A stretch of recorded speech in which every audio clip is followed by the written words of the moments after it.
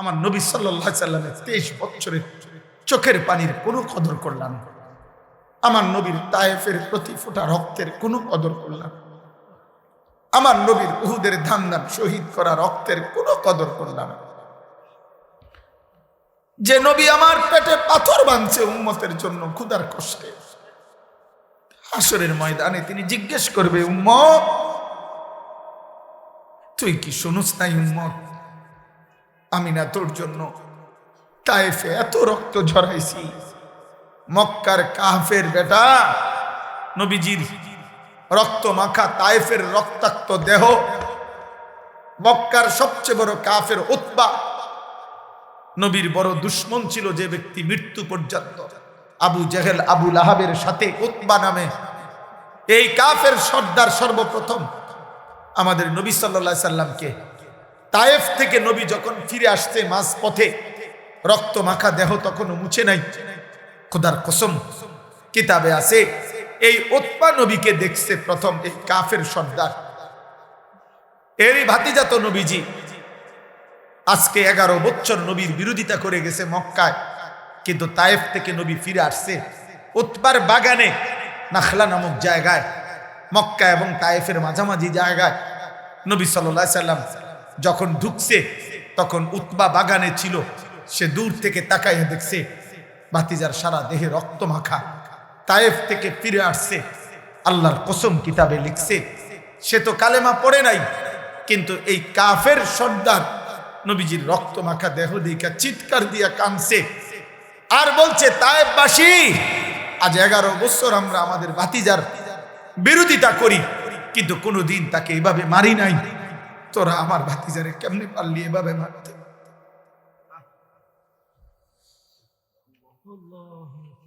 আমার ভাতিজারে কেমনে মারলি? আমার এতিম ভাতিজারে কেমনে মারলি? আর তোদের চেহারা দেখে কি মনে হয় আব্বা? কার মতো চুল রাখলা?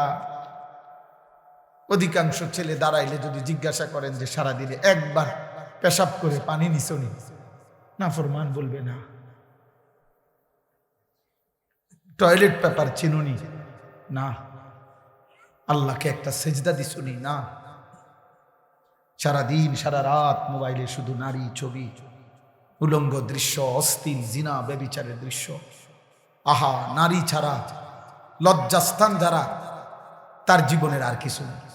তার জীবনের একটাই যে লজ্জাস্থান যে একটা আছে, এটার চাহিদা পুরো। একটা পেশাবের রাস্তার কাছে এই কাপুরুষ হেরে গেছে।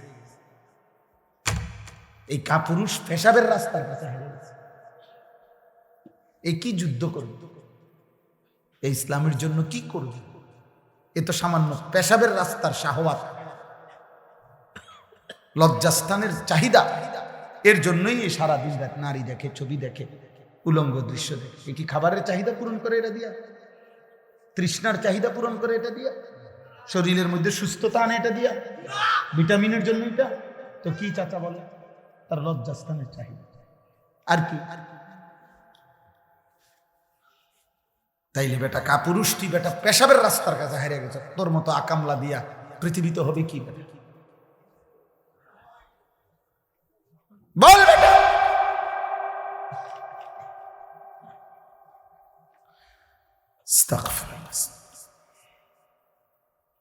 এজন্য ভাবো, আমি বলতে চাইছি, আমি জনপ্রিয়তা বুঝি না, ছোট বড় মাহফিল বুঝি না, অনেক লোক হয়েছে না কম হয়েছে এটা আমার কিচ্ছু আসে যায় না।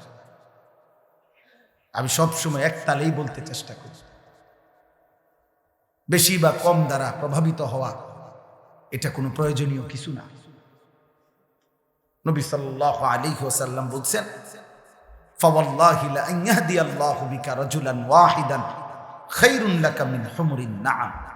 নবীজি বলছেন, আল্লাহর কসম, তোমার দ্বারা একজন ব্যক্তি আল্লাহর পথ পাওয়া গোটা আরবের সমস্ত দামি ওট তোমাকে হাদিয়া দেওয়ার চাইতে উত্তম। কয়জন? এক যুবক আল্লাহ চিনবে, এক যুবক মালিককে সেজদা দিবে, আমার 30 বছর সার্থক। এক যুবক যদি বলে, আল্লাহ আমি আপনাকে আর নারাজ করব না, আমি আপনাকে সেজদা দেব, এক ফোঁটা চোখের পানি যদি কোনো যুবকের পড়ে, আমার 21 বছর সার্থক। আমি তো ভোটে দাঁড়াইছি না যে আমার এত মানুষের সমর্থন দরকার, আমি ভোটে তো দাঁড়াই কোনো প্রার্থী না, আমার কোনো মার্কা নাই, আমি কোনো মার্কার প্রচারণাও করি না, তাইলে আমি জনসমর্থন দিয়ে করব কি?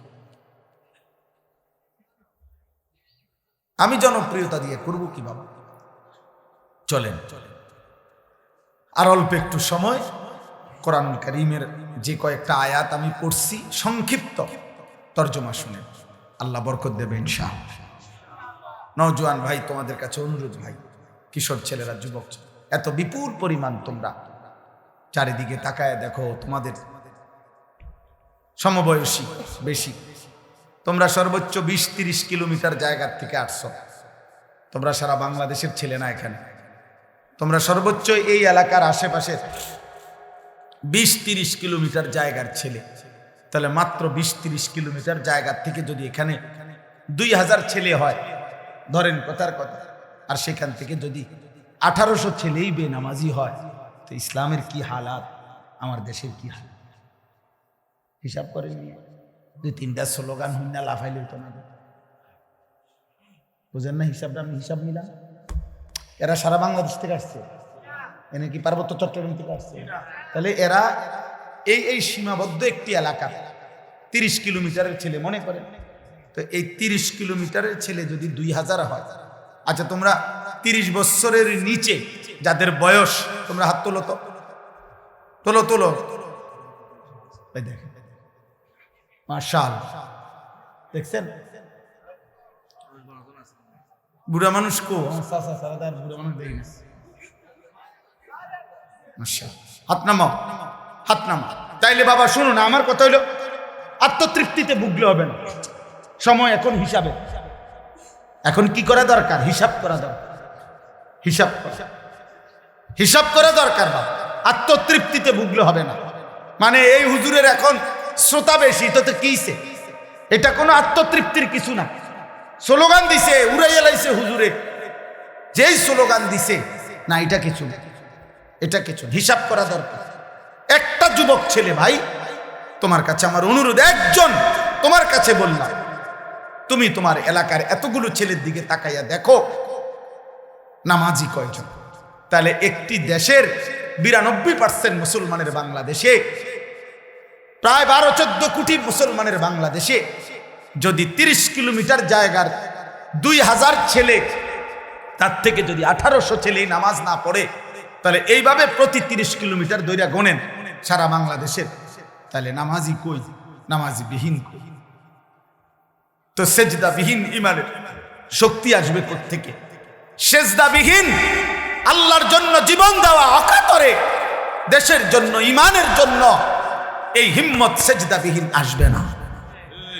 স্লোগান দেওয়া যাবে, শহীদ শরীফ ওসমান হাদি রাহমাতুল্লাহি আলাইহি, এই ইমানদার যুবক, 33 বছরের যুবক, সে বারবার বলছে আমি শহীদের মৃত্যু চাই, আমি প্রথম কাতারে সর্বপ্রথম গুলিবিদ্ধ হতে চাই। সে বলেছে সে দেশের জন্য আমি আমার শেষ রক্তটুকু দিতে চাই। এই যুবক ইমানদার ছিল, 5 ওয়াক্ত নামাজ পড়তো প্রতিদিন, খোদার কসম সে ফজরের নামাজ জামাতে পড়তো। তার বাবা আলেম ছিলেন, সে নিজে হাফেজে কোরআন ছিল, ফজরের নামাজের জন্য ক্যাম্পেইন করত, বন্ধুদেরকে উঠাইতো, ফজরের নামাজ সহ 5 ওয়াক্ত নামাজ জামাতে পড়তো। যেদিন গুলিবিদ্ধ হয়েছে সেদিন সে জুমার নামাজ পড়েই এই প্রথম ঘর থেকে, মসজিদ থেকে ফিরছিল, তো এরপরে গুলিবিদ্ধ হয়েছে। আমার বন্ধু এই যুবক আল্লাহর কোরআন পড়তে পারত বিশুদ্ধ, রসুলের হাদিস পড়তে পারত বিশুদ্ধ, তার মা পর্দানশীল, তার স্ত্রী পর্দানশীল, তার ভাই বড় আলেম, তার বাবা বড় আলেম, সে নিজে হাফেজে কোরআন, সে আগে মাদ্রাসায় পড়ালেখা করছে।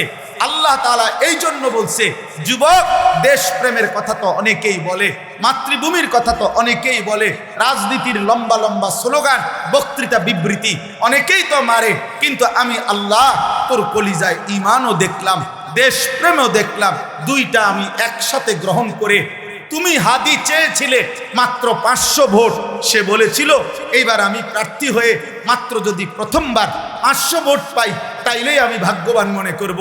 আর আজিমের মালিক আল্লাহ বলে, তোর ফজরের সেজদার বদৌলতে আমি আল্লাহ 18 কোটি মানুষের সমর্থন তোকে দিয়ে দিলাম, যা। সে চেয়েছে 500 সমর্থন, আল্লাহ বলছে যা 18 কোটি মানুষের সমর্থন যুবক তোমার জন্য দিলাম।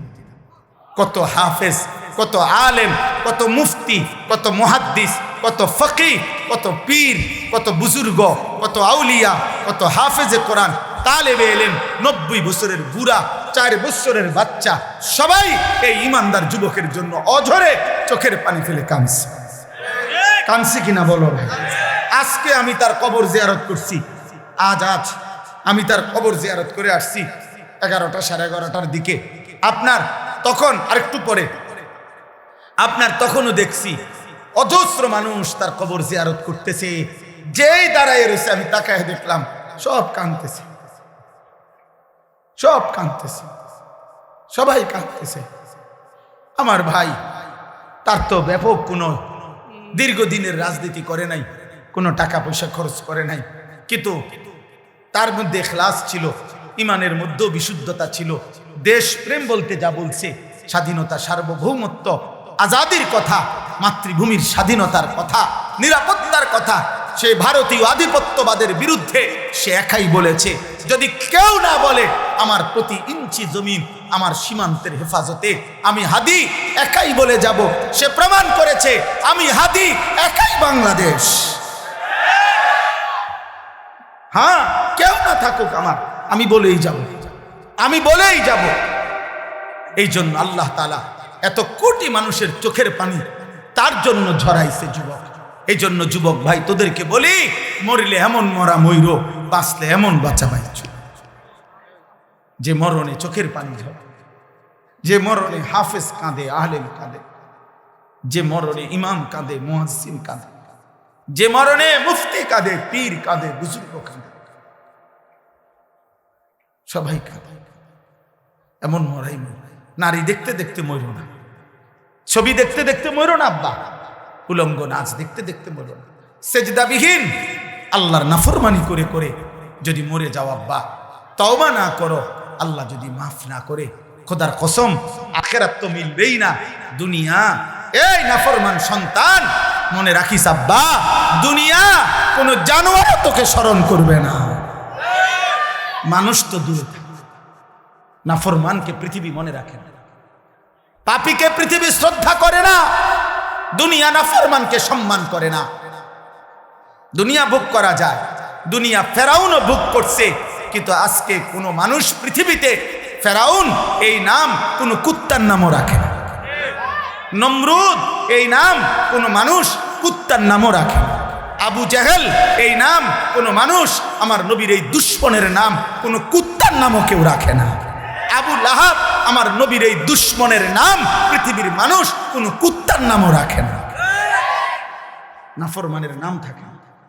এ বাতে খাইতে পারবে, এ বেডি সাইবার, হ্যাঁ চা, অসুবিধা কি? দেখো নর্তকী, দেখো জিনা ব্যভিচারের দৃশ্য দেখো, নিজের হাত নিজের লজ্জাস্থানে নাপাক ব্যবহার করে নাপাক করো, বীর্যপাত হচ্ছে, অস্থিরতা করছো, নিজের শরীর নাপাক। হ্যাঁ, একদিন দেখবা আর ঘুম ভাঙ্গে না, একদিন দেখবা চোখ বন্ধ হয়ে গেছে, এই চোখ আর খুলবে না, আর খুলবে না, আর খুলবে না। সেদিন বুঝবা স্বার্থপর এই দুনিয়া কাউকে মনে রাখে না, কাউকে না, কাউকে না, কাউকে মনে রাখে না। আমি অনুরোধ করলাম, 1450 বছর আগে এক যুবক কৃষ্ণাঙ্গ ছিল, কালো, হাবশি, গোলাম, কৃতদাস, কালো চেহারার, কিন্তু আল্লাহকে রাজি করে গেছে, 5 ওয়াক্ত নামাজের সেজদা দিছে। আমার নবী সাল্লাল্লাহু আলাইহি সাল্লামের ভালোবাসা কলিজার মধ্যে ভরা ছিল। আরশে আজিমের মালিক বলছে, আল্লাহ বলছে আমি তোকে গ্রহণ করলাম। তো 1450 বছর পরেও পৃথিবীর লক্ষ কোটি ইমানদারের সন্তানের নাম বেলাল। বেলাল দেশে দেশে, বেলাল পৃথিবীর প্রান্তে প্রান্তে, বেলালের কোনো দেশ নাই, বেলালের কোনো সীমান্ত নাই। বেলাল পৃথিবীর এই প্রান্তে, বেলাল পৃথিবীর ওই প্রান্তে, সর্বত্র। এই একদিন মনে রাখো আব্বা, শহীদ শরীফ উসমান হাদি রাহমাতুল্লাহ আলাইহি, এই ইমানদার যুবকের নামও ইনশাআল্লাহ 1000 বছর পরে আমার বাংলার মাটিতে যেই সন্তান জন্ম নিবে, সেও বুঝ হওয়ার পরে শহীদ শরীফ উসমান হাদির নাম তার কলিজায় রব বসায় দিবে। 1000 বছর পরের প্রজন্ম তাকে চিনবে। মনে এই পৃথিবীর তৃতীয় উসমান, উসমান হাদি, যে পৃথিবীতে সোনার অক্ষরে যার নাম লিখে গেল, তৃতীয় উসমান। প্রথম উসমান, উসমান ইবনে আফফান, ইসলামের তৃতীয় খলিফা। দ্বিতীয় উসমান, 650 বছর এই পৃথিবীতে ওসমানী খেলাফত, তুর্কি খেলাফত, অটোমান সাম্রাজ্যের প্রতিষ্ঠাতা ওসমান গাজী, তিনিও 650 বছর এই পৃথিবীতে ইসলামী খেলাফত ছিল, উসমানী খেলাফত। এই খেলাফতের যিনি প্রতিষ্ঠাতা ছিলেন তার নামও ছিল উসমান গাজী। উসমান সে দ্বিতীয় উসমান, আর এই তৃতীয় উসমান শহীদ শরীফ উসমান হাদি রাহমাতুল্লাহ আলাইহি। গোটা পৃথিবীতে ইনশাআল্লাহ তার নাম আলোচিত হচ্ছে। হ্যাঁ, রাজনীতি আগেও কেউ করছে, পরেও কেউ করবে, কিন্তু কলিজার এত পানি, চোখের এত পানি আর কেউ ঝরাইতে পারে। আল্লাহ আমাদেরকে কবুল করে নেন। এজন্য যুবক নষ্ট হয়েও না, চরিত্রহীন হয়ে, নারী দেখে দেখে শেষ হয়েও না। আজকে সেজদা নবী সাল্লাল্লাহু আলাইহি সাল্লামের এই কথার কোনো জবাব দিতে পারতাম। কিয়ামতের দিন আল্লাহর নবী আমলনামা দেখে জিজ্ঞেস করবে, উম্মত আনিসুর রহমান, আমার উম্মত তুমি 365 দিনে, খোদার 1 বছরে একদিনও ফজরের নামাজ পড়লা না? তুমি আমার উম্মত, তুমি আমার উম্মত 30 বছর টানা সুদে খাইলা, 60 বছর বয়স তোমার, প্রতিদিন বিড়ি সিগারেটই খাইয়া গেলা, তুমি আমার উম্মত। 60 বছরও মনে পড়ে না এটা গুনাহ? 60 বছর বয়সেও মনে পড়ে নাই যে টেলিভিশনে নাচ গান দেখা গুনাহ? তোমার স্ত্রী 30 বছর বয়স পর্যন্ত, 30 বছরও কোনোদিন পর্দা করে নাই? তোমার মৃত্যু পর্যন্ত তোমার ঘরে নিয়মিত রঙিন টেলিভিশন চলতো, নর্তকী নাচতো, নাটক সিনেমা চলতো, তুমি আমার উম্মত। তুমি কবরে আসছো এটা কি নিয়া? হাসরে আসছো এটা কি নিয়া? আমি কি দেখে সুপারিশ করব? কথা বলে না। নবী সাল্লাল্লাহু আলাইহি সাল্লাম যে সুপারিশ করবে এটা জানেন? কথা বলেন না কেন? জানেন তো। সুপারিশের কোনো কাগজপত্র লাগবে না, কোনো ফাইল টাইল লাগবে না, এমনি। হ্যাঁ, তো আপনি কি দেখাইবেন? আরে বলেন না, আপনি কি দেখাবেন? এই সুদখোর বাপ, আপনি কি দেখাবেন? এই বিড়িখোর বুড়া মিয়া, 60 বছরের বুড়া চাচা, আপনি অনবিড়ি খান কোন লজ্জায়? আপনি চা দোকানে টেলিভিশন দেখেন কেন? এই বুড়া চাচা, আপনি যদি এখনো 60 বছর বয়সে এখনো রঙিন সিনেমা নর্তকী দেখেন, আপনার চোখে যদি কোনো লজ্জা না থাকে, আপনার ফুত নাতি আপনার থেকে কি শিখবে মিয়া? আমার বিরোধিতা করেন, কাল বলে দিয়েন এমন হুজুরের ডাকাইতে হুজুর আজীবন আইব না। হ্যাঁ কইেন, আপনি বলে যাইয়েন এখন, নাহলে অন কন তারা রেকর্ডিং করে রাখে যে এমন হুজুর আর আইব না। এরকম ডাকাইতে হুজুর তো দেখছিলাম, কিন্তু আপনি বলেন এই বুড়া চাচার এখনো লজ্জা হওয়ার সময় হয় না? আপনার 60 বছরও আপনার শরম হইতো না? ছি ছি ছি, আপনার থেকে আখলাক শিখবে কিভাবে? আখেরাত শিখবে কিভাবে? প্রজন্ম চোখের সামনে শেষ হয়ে যাচ্ছে, আমাদের চোখের সামনে আমাদের ছেলে মেয়েরা চরিত্রহীন হয়ে যাচ্ছে। 1 ওয়াক্ত নামাজ পড়ে না, মুসলমানের ঘরে রাত আসলে ঘুমায়। আমি জীবনে একবার, আমার আব্বারে জীবনে একবার বলছিলাম, আব্বা আমি এই মাদ্রাসায় পড়বো না, আরেকটা মাদ্রাসায় আমারে ভর্তি করায় দেন। আমার আব্বা বলছিল, ফুত পরের লোকমা ভাত আমার ঘরে খাইও না, সাবধান। পরের লোকমা দিতে নিষেধ করছে, যে বাইর তোমার জেনে মনে কর, পড়লে পড়ো, না পড়লে বাদ দাও, কিন্তু আমার ঘরে এক লোকমা ভাত খাইও না, কসম খোদার। চোখের পানি ফেলতে ফেলতে পরে মাদ্রাসায় গেছি গাজে, এই বাপ বাদ দিত না। হ্যাঁ, দুপুরবেলা মায়ের হাতের রান্না করা ভাত খাইয়া মুসলমানের বাচ্চা এই নাফরমান সেই যে 2টা বাজে বাইরেছে, রাত 11টা বাজে ঘরে ফিরছে, আবার ভাত খাইয়া ঘুমায় গেছে। আহা, মা বাপ একটাবার জিজ্ঞাসাও করে না যে রে কিরে ফুত, আসর নামাজ কই পড়ছো, মাগরিব কই পড়ছো, এসব এখন কারো কোনো কিছুর দরকার নাই। তো টিয়া হইলেই তো হইছে, টেনশন শুধু একটাই, বিদেশ যাইব নি, টাকা কামাই করব, পয়সার দরকার, পয়সা। তার নামাজ দিয়ে তে বুঝুক আমার টাকার দরকার। এই জন্য ফুতেরে কয় যে বুঝছি তোমারে দিয়ে হইতো না, কোনো কামে লাগলে লাগো, নইলে বাড়ি যাবে। টাকা দিলে লাইনে আছে, টাকা না দিলে বেলাইনে আছে। সন্তান বুঝা গেল, আপনার সন্তান আপনার টাকা উপার্জনের মেশিন বানাইছেন। 18 বছরের ছেলেটা আপনাকে আল্লাহ দিছে পয়সা কামানোর লেগা, এটা এর মধ্যে আখেরাত নাই। আপনার স্ত্রীর আখেরাত নাই, আপনার মেয়ের আখেরাত নাই। এটাই সফলতা যে পয়সাওয়ালা জামাই সাইয়া মেয়েটা বিয়ে দিছে, খালাস সফল। আল্লাহ আমাদেরকে বুঝ দান করেন, আল্লাহ আমাদেরকে ফিকির দান করেন, অনুভূতি চাইবা। অভিভাবক আপনারা বদলান, আপনারা চেঞ্জ করেন, আপনারা হিসাব লাগান। এই সমাজ এমনি ছেড়ে দিলে হবে না, আগামী প্রজন্ম নিরাপদ থাকবে না। এই ছেলে পেলে এরা, তোমরা বড় হইবা বাবা, আমার কথা বুঝো। তোমরা যারা এই 14, 16, 18, 20 বছর বয়সী একটা প্রজন্মের যদি বড় অংশ, তোমরা যদি বেনামাজি হইয়া বেড়ে ওঠো, তোমরা যদি নারী দেখতে দেখতে, ছবি দেখতে দেখতে, উলঙ্গ দৃশ্য দেখতে দেখতে তোমরা যদি বেড়ে ওঠো, খোদার কসম আব্বা, তোমাদের হাতের পরের জেনারেশন ওরা বহুত বড় কমবখ, বড় বেশি দুশ্চরিত্র হবে। এটা মনে রাখো। আমি আমার আব্বারে দেখছি জীবনভর সাদা টুপি পরতেন।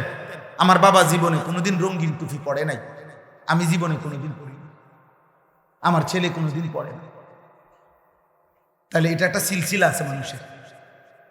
বাবার আসর থাকে মানুষের উপরে, মায়ের আসর থাকে, বংশের প্রভাব থাকে মানুষের উপরে।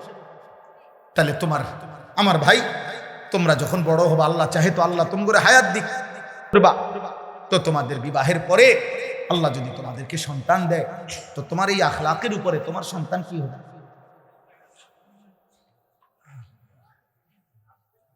বলো ভাই। একটা ছেলে ভাই, আল্লাহ তৌফিক দান করে। চলেন এই আয়াতগুলোর অর্থ শুনতে। আল্লাহ তাআলা বলেন সূরা কাসাস 28 নম্বর সূরা, দেরি করব না, শুধু অর্থ বলব। 20 নম্বর পারা, সূরা কাসাস 28 নম্বর সূরা, 51 থেকে 56, 6টি আয়াত পড়ছে। এই তরজমা বলব। আগে 1 মিনিট তরজমার জন্য সুবিধার্থে 2 মিনিট একটা কথা বলব। আমাদের নবী সাল্লাল্লাহু আলাইহি ওয়াসাল্লাম, ওনার সাহাবারা নবীজি সহ প্রকৃত বড় যেই হিজরত করছেন সেটা হলো মক্কা থেকে মদিনা। কোথায়? কিন্তু এর আগে সাহাবারা নবীজির নির্দেশে আরেকটি হিজরত করছিলেন, সেটা হলো মক্কা থেকে আবিসিনিয়া, হাবাসা, আবিসিনিয়া এলাকা। ওইখানকার বাদশাহ ছিল বাদশাহ নাজ্জাশী, যিনি খ্রিস্টান ছিলেন, এবং তার উজির সভাসদ তারাও ছিল খ্রিস্টান। ওইটা খ্রিস্টান অধ্যুষিত এলাকা ছিল। বর্তমান মানচিত্রে এটার নাম হলো ইথিওপিয়া। আমার যে দেখাইছিলেন একজন, হ্যাঁ, আল্লাহর ঘরে একজন মৌলানা দেখছিলাম আমরা, ইথিওপিয়া আলেম। তো এই ইথিওপিয়া মানে আবিসিনিয়া বলতো আগে, হাবাসা। এই হাবশার মধ্যে আল্লাহর নবী সাল্লাল্লাহু আলাইহি সাল্লামের আদেশে নবীজি সাল্লাল্লাহু আলাইহি সাল্লামের নবুয়তের 7ম বছর সাহাবায়ে কেরাম প্রায় 72 থেকে 74 জন ওনারা মক্কা থেকে সেখানে হিজরত করে গেছিলেন।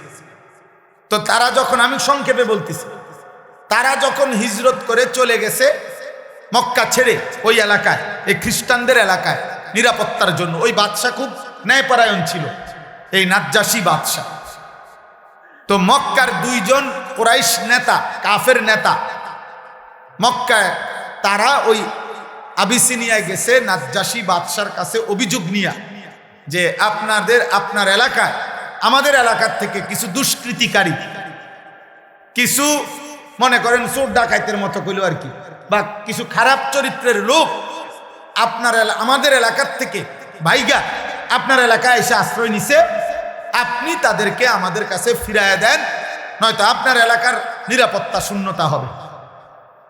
তো নাজ্জাশী বাদশাহ খ্রিস্টান, সে বলতেছে যেই আসুক আমি সরাসরি তার মুখ থেকে তাদের আত্মপক্ষ সমর্থনের সুযোগ না দিয়া আমি তোমাদের হাতে তুলে দেব না, বাইর করব না। ওরা কথা বলে আমি শুনি কি কইতে চায়। তো বাদশাহ নাজ্জাশী তখন ওই সাহাবায়ে কেরামের এই জামাতকে খবর দিছে যে তোমাদের বিশেষ একটা প্রতিনিধি বাদশার দরবারে আসো এবং তোমাদের কথা বলো, তোমরা কোত্থেকে আসছো, কেন আসছো, কি হয়েছে তোমাদের ঘটনা বলো।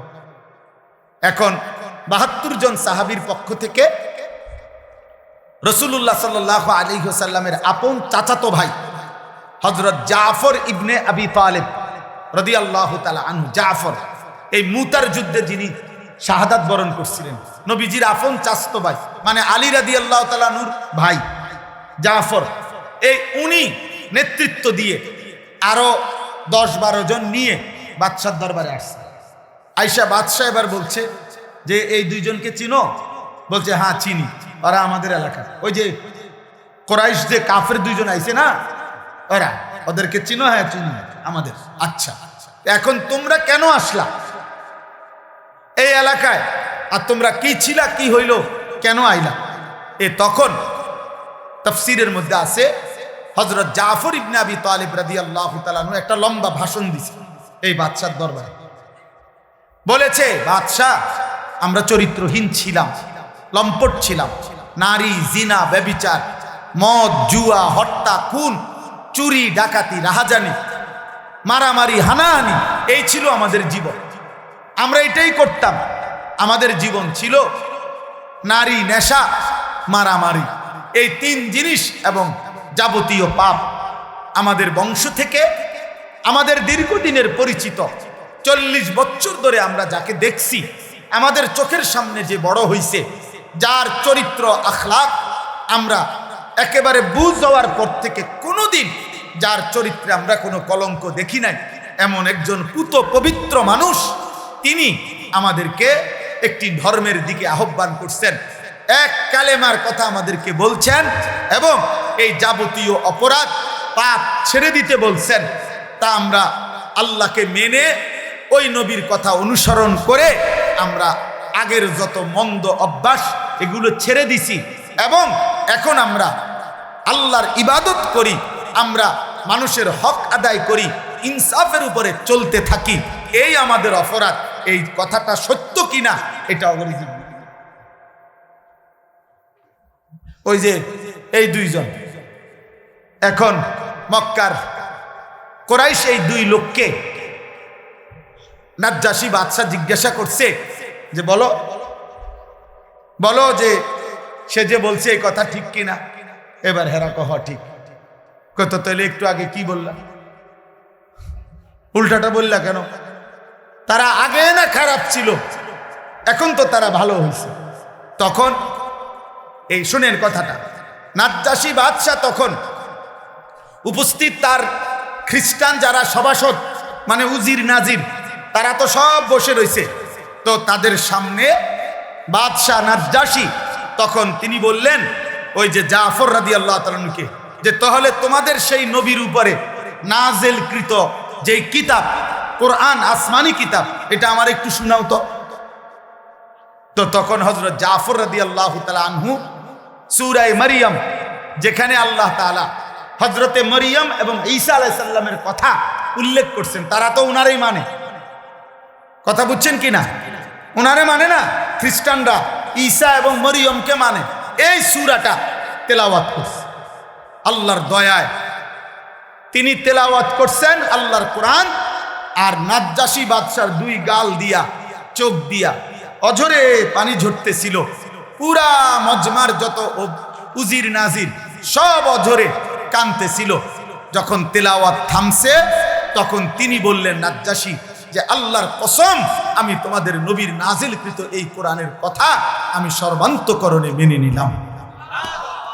উপস্থিত অনেক লোক এবং বাদশাহ কালেমা পড়ে ইমানদার হইলেন।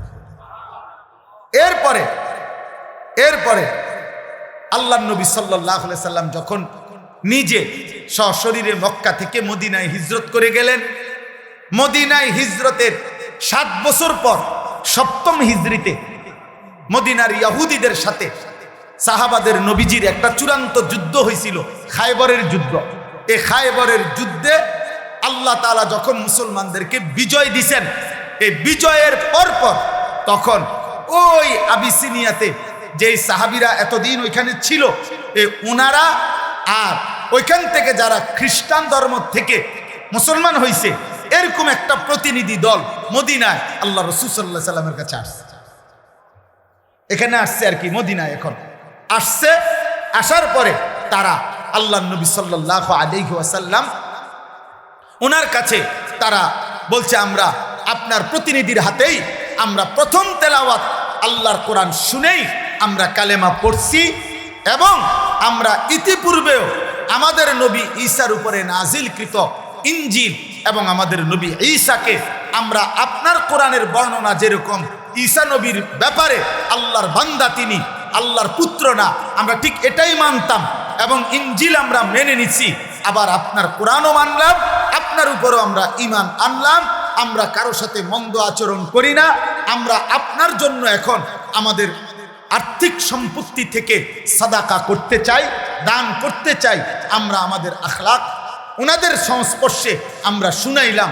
এই কথাগুলো যখন শুনাইছেন তখন আল্লাহ তাআলা কোরআনুল কারীমের এই আয়াতগুলো নাজিল করে এই মানুষগুলো যারা আসছে, যারা আগে নবীর উপরে ঈমান রাখছে, ইনজিল মেনে নিছে, এখন আবার পুনরায় কোরআন শুনেই মেনে নিছে, নবীজিকেও মেনে নিছে, আল্লাহ তাদের প্রশংসা করতে গিয়ে কোরআনুল কারীমের এই আয়াতগুলো নাজিল করেছে।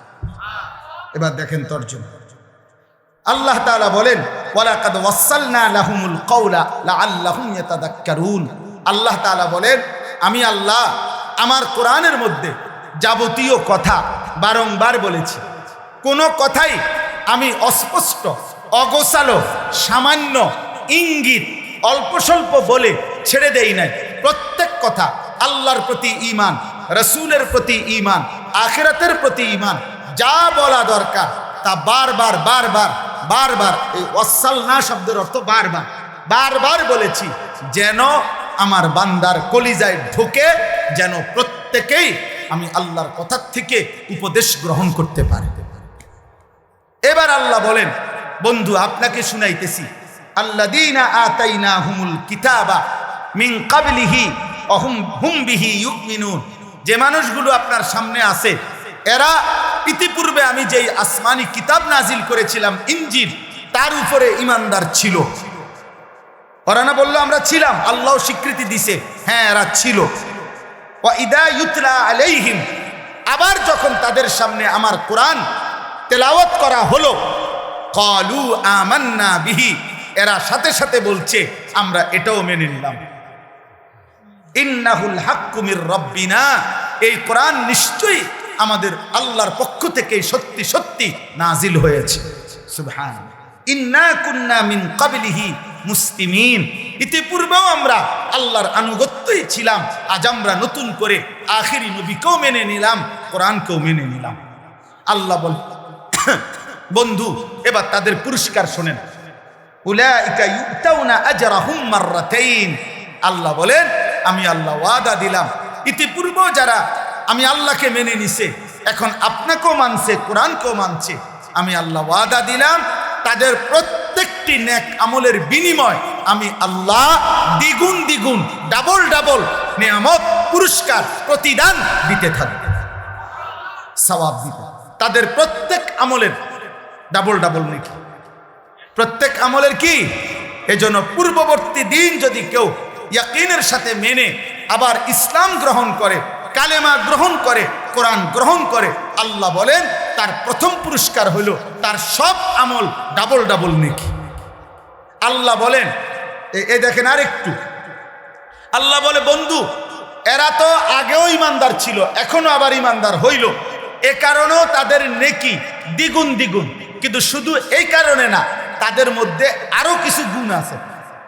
এবার আল্লাহ এই গুণগুলোর প্রশংসা করতেছে, যে এদের মধ্যে আরো কিছু গুণ আছে, এই গুণগুলো কারণেও আমি আল্লাহ কিয়ামত পর্যন্ত যার মধ্যেই থাকবে তাদেরকেও আমি আমার নেকি দ্বিগুণ দ্বিগুণ দিতে থাকবে। এক, বিমা সাবারু, তারা আমি আল্লাহর হুকুমের উপরে সবর করেছে, ধৈর্য ধারণ করেছে। একবার বলেছি ঈসা নবীকে মানো, মানছে। এখন বলছি আখিরি নবীকে মানো, মানছে। একবার বলছি ইনজিল মানছে, আবার বলছি কোরআন মানতে, এখন তারা কোরআন মেনে নিছে। তাহলে তারা আমার হুকুমের উপরে ধৈর্য ধারণ করেছে। অতএব যে আমার হুকুমের উপরে ধৈর্য ধারণ করে আমি তার নিয়ামত, তার নেকি, তার পুরস্কার দ্বিগুণ দ্বিগুণ দিতে থাকবে। দুই, ওয়ায়াদরাউনা বিল হাসানাতিস সাইয়্যিআ, তাদের একটা বড় স্বভাব, তারা যেই কোনো মন্দ আচরণের জবাবে উত্তম আচরণ দ্বারা সেটা প্রতিহত করে। এটা তাদের, এজন্য তাদের পুরস্কার দ্বিগুণ। আর এই গুণ যার মধ্যে থাকবে, মন্দ আচরণের জবাবে যে উত্তম আচরণ করবে মানুষের সাথে, আমি তাকেও দ্বিগুণ দ্বিগুণ নেকি দিতে থাকবো। তিন নাম্বার, ওয়ামিম্মা রাযাকনাহুম ইউনফিকুন, আমি আল্লাহর দেওয়া রিজিক থেকে তারা আমার পথে সাদাকা করছে, দান করছে, সে কারণে তাদের পুরস্কার দ্বিগুণ দ্বিগুণ। এই পুরস্কার কিয়ামত পর্যন্ত যারা আমি আল্লাহকে মেনে আমার পথে প্রতিনিয়ত দান সদকা করতে থাকবে তাদের নেকিও আমি আল্লাহ দেব দ্বিগুণ দ্বিগুণ। চার নাম্বার, ওয়া ইযা সামিউল লাগওয়া আ'রাযু আনহু ওয়া ক্বালু লানা আমালুনা ওয়া লাকুম আমালুকুম। আল্লাহ বলে তাদের একটা বড় বৈশিষ্ট্য, যেই কোনো বেহুদা কথা, বেহুদা কাজ, মন্দ কথা, গুনাহ মিশ্রিত কথা, অশ্লীল কথা, বেহায়া কথা, অসভ্য কথা, নাজায়েজ কথা, হারাম কথার কোনো মজলিস পরিবেশ তারা যখনই দেখে শুনে, আ'রাযু আনহু, তারা তার থেকে সরে যায়। আর তাদেরকে গুনার এই কথার মধ্যে যদি যোগ দিতে বলে, ও আইও না, উদুর বইও না, গপ মারি, গীবত করি, পরের গালিগালাজ করি, তারা বলে লানা আমালুনা ওয়া লাকুম আমালুকুম, তোমার কাজ নিয়ে তুমি থাকো, আমি আমার আল্লাহ নিয়ে আসি। সালামুন আলাইকুম, তোমার জন্য আল্লাহর কাছ থেকে শান্তি কামনা করছি, আল্লাহ যেন তোমাদেরকেও হেদায়েত দেয়। লা নাবতাগিল জাহিলিন, কোন জাহেল, মূর্খ, নাফরমান, পাপীর সঙ্গী আমরা হতে রাজি না। আল্লাহ বলে এটা তাদের আখলাক, এজন্য তাদের পুরস্কার দ্বিগুণ দ্বিগুণ কিয়ামত পর্যন্ত। আমার যে বান্দা ইমানদার, কিশোর তোমাদেরকে বলি, যুবক তোমাদেরকে বলি, বয়স্ক বাবা আপনাদেরকে বলি, আমাকেও বলি, পর্দার আড়ালের মা বোনকেও বলি, আল্লাহ বলছে যে মন্দ কথা, মন্দ কাজ, গুনার কথা, নাপাক কথা, নাজায়েজ কথা, হারাম কথা, গালিগালাজের কথা, অসভ্য কথা, বিশ্রী কথা, নোংরা কথা, কুফরি কথা, শিরকি কথা, নিফাকি কথা, বিদআতি কথা, কবিরা কথা, হারাম যত কথা, যত পরিবেশ, এখান থেকে যে অ্যাভয়েড করে চলে, আড়াল করে চলে, আল্লাহ বলে বান্দা তোর এই ধৈর্য সবরের কারণে তোর প্রত্যেক আমলের বদলা আমি দ্বিগুণ দ্বিগুণ দেব।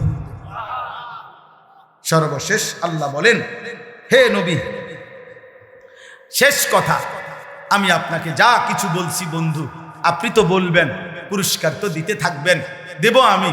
তবে একটা কথা বন্ধু মনে রাখবেন, আমার কথা, এই কোরআনের কথা, আখিরাতের কথা, কবরের কথা, আমার কালেমার দাওয়াত আপনি তো দিতে থাকবেন। তবে এটা শুধু মনে রাখবেন, চূড়ান্ত হেদায়েত শুধুমাত্র আমি আল্লাহর হাতে, কোনো মাখলুকের হাতে। এজন্য বাপ, আমি যে কথাটা মাঝখান দিয়ে বলছি, আমি যদি মৃত্যু পর্যন্ত বলে যাই, আমাদের সমস্ত হুজুররাও যদি মৃত্যু পর্যন্ত বলে যায়, পৃথিবীর সব বক্তা, সব ওয়াইজ, সব পীর, সব বুজুর্গ একত্রে বলে গেল, মূলত পরিবর্তন, হেদায়েত, চূড়ান্ত হেদায়েত এটা কার হাতে? ইন্নাকা লা তাহদি মান আহবাবতা, হে নবী, আপনি একা চাইলে কাউকে হেদায়েত দিতে পারবেন না। ওয়ালাকিন্নাল্লাহ ইয়াহদি মান ইয়াশা, বরং আল্লাহ যাকে চান তিনি তাকে হেদায়েত দিবেন। ওহুয়া আ'লামু বিল মুহতাদিন। প্রকৃত পক্ষে হেদায়েত পাবে কারা কারা সেটা আল্লাহই জানে। কে জানে? একটা উদাহরণ দেই। আবু জেহেল নাম শুনছেন কিনা? আবু লাহাব নাম শুনছেন কিনা? আবু বকর নাম শুনছেন কিনা? ওমর নাম শুনছেন কিনা? তো মনে করেন এই চারজন মানুষের নাম বললাম, চারজনই কুরাইশ, চারজন একই বংশের লোক, একই মহল্লার মানুষ, একই মক্কার মানুষ। নবী সাল্লাল্লাহু আলাইহি সাল্লামের আশেপাশে থাকে এরা। আল্লাহ তাআলার দায়িত্ব নিয়ে পেয়ে নবী সাল্লাল্লাহু আলাইহি সাল্লাম কালেমার দাওয়াত, ইমানের দাওয়াত আবু জেহেলকেও দিছে, আবু লাহাবকেও দিছে, আবু বকরকেও দিছে, ওমরকেও দিছে। কিন্তু আসমানওয়ালা রব আল্লাহ বলছে, বন্ধু আবু বকরকে আমি নিলাম, আবু জেহেলকে নিলাম না, ওমরকে নিলাম, আবু লাহাবকে নিলাম না। যদি বলেন এই দুইজনকে কেন নিলেন, আল্লাহ বলবেন আমার ইচ্ছা। যদি বলেন এই দুইজনকে কেন নিলেন না, আল্লাহ বলবেন আমার ইচ্ছা। কার ইচ্ছা? এই জন্য নওজোয়ান তোমাদেরকে বলি শেষ কথা, রাত গভীরে আব্বা মনে রাখো, তুমি ছাড়াও ইসলাম বিজয় হবে। হ্যাঁ, সেদিন আবু জেহেলকে ছাড়া, আবু লাহাবকে ছাড়াও ইসলাম বিজয় হইছে, কালেমার বিজয় হইছে, পৃথিবীময় আল্লাহর দ্বীন প্রচার হইছে। অতএব আমরা এতটুকুই শুধু যে আমরা বলি, আমাদের জিম্মাদারি এটাই, যত চিৎকারি করি, যত আহাজারি করি, যত চোখের পানি ফেলি, ফায়সালা কোথায়? কোথায়? খালাস, আমরা এই আশায় আছি যে ফায়সালা তো আসমানওয়ালা দিবে।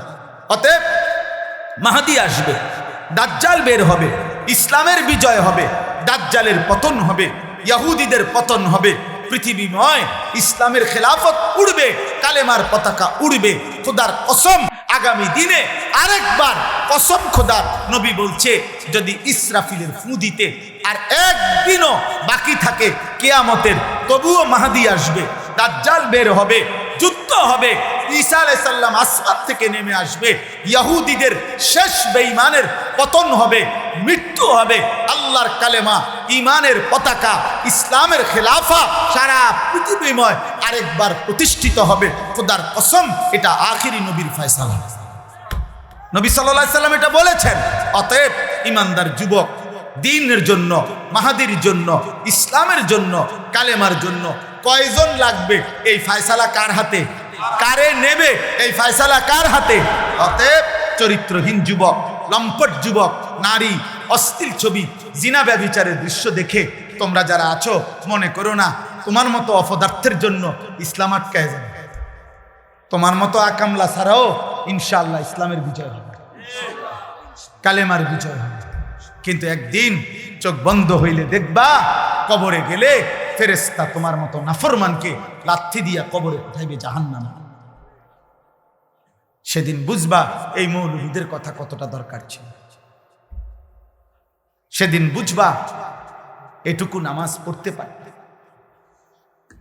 সেদিন বুঝবা আল্লাহরে ডাকতে পারতা ইচ্ছা করে, শরীর স্বাস্থ্য সবই ছিল, কিন্তু নাফরমানি করবে।